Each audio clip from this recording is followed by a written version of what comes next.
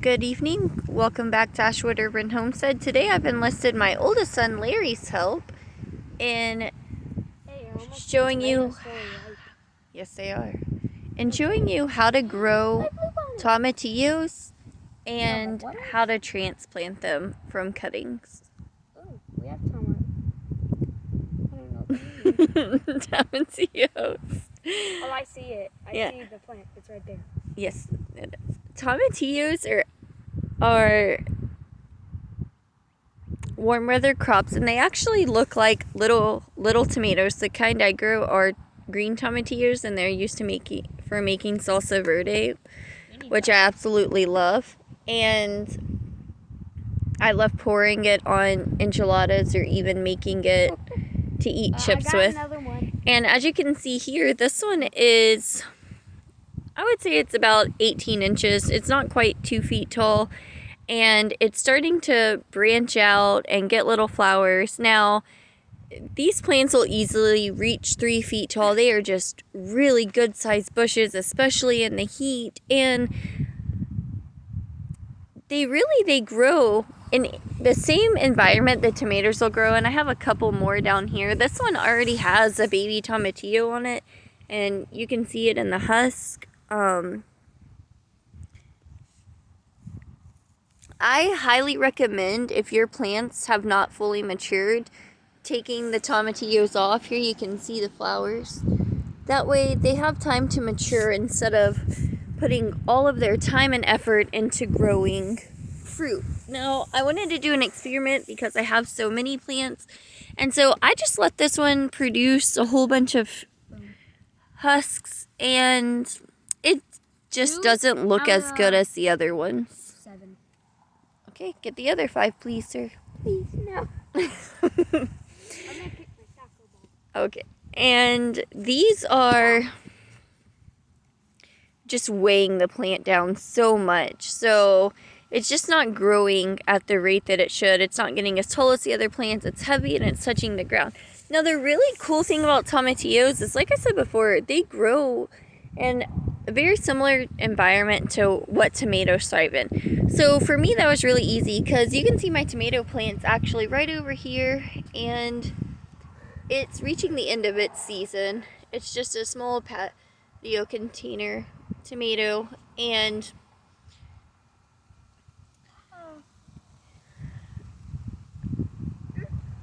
I grow my tomatoes and my tomatillos just in mushroom compost, and then when it starts to get really hot, I just put a layer of black mulch over the top of it, and that helps retain water, especially with the beds being so high up. It's really difficult for us to retain water in southeast Texas, where the summers are just ridiculously hot and dry. And No kidding, it's raining. so if you look at the bottom of the tomatillo, this one I actually just piled up. They have little hairs down the stems, just like tomatoes do. And these little hairs actually turn into a root system. So you're gonna transplant tomatillos just like you would tomatoes, and you want them deep so that the wind does not pull them over. And as they start to get taller, you can just push this dirt up around them, and every inch of the plant that gets touched will just form roots and really start to take off. And so much so that these branches down here that are touching, they're actually going to start forming roots before too much longer. Now, here I have just a little container of compost. This is just a leftover one that I got some plant starts from H-E-B in. They're nothing particularly fancy, and all I'm going to do is cut a piece of this tomatillo plant. I'll probably cut this one down at the bottom with my scissors off at the base. I'm just gonna cut it off.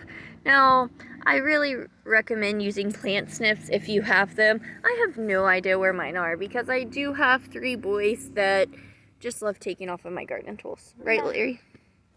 And you simply just stick it in the soil. Now, you can pull the leaves off of this.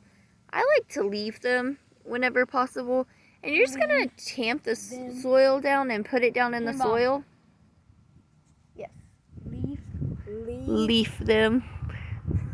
We love plant puns. Now I'm gonna kick my soccer ball. And you're just gonna push the soil down around it, and that's it. This tomatillo is gonna grow roots, and they're gonna take off so easily on their own.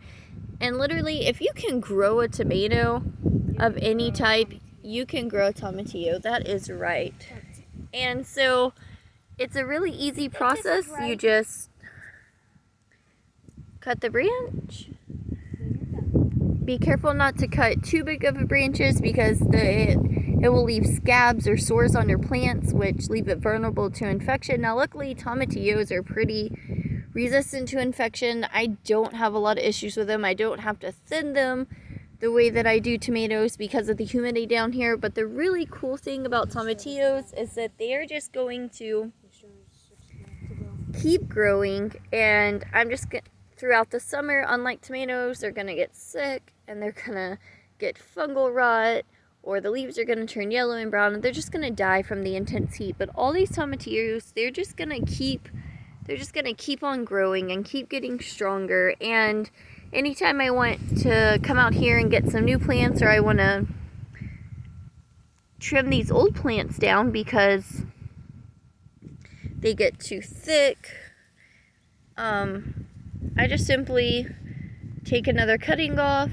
I like to remove the flowers and the lower set of leaves on these, and you can remove all of the leaves. I don't recommend it because that's going to give the plant another thing that has to produce in order to start getting the energy it needs again to grow, and just plant it down in there. And that ensures that all of the part that's buried establishes a really strong root system, which is really important for plants to prevent them from getting shocked. But the great thing is once all of these start to grow and develop, they are just going to be so easy to transplant right back into the ground, and they root readily and so easily. It's just, honestly, it's as easy as if it touched the ground, it's going to start trying to create roots. So I highly recommend getting these.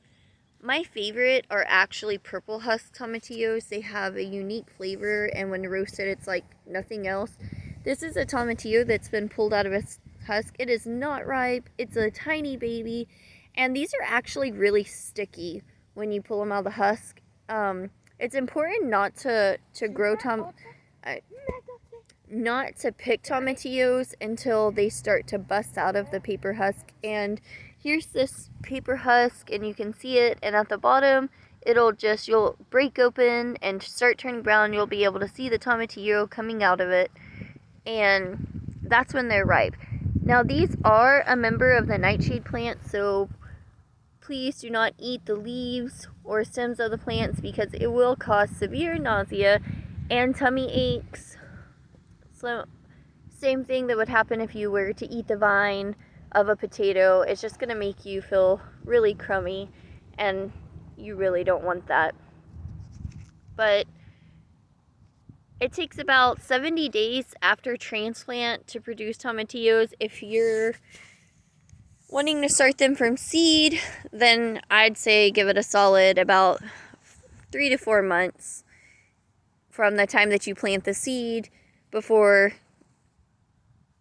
you really start to see tomatillos. But like I said before, I highly recommend pulling all the tomatillos off because this one is so nice and green, and it's starting to get so tall, and it doesn't have a single husk on it yet because I pulled them off. But this one, like I said, I let all of the little tomatillos go ahead and develop to see what would happen, and it just looks sickly and sad and weighed down.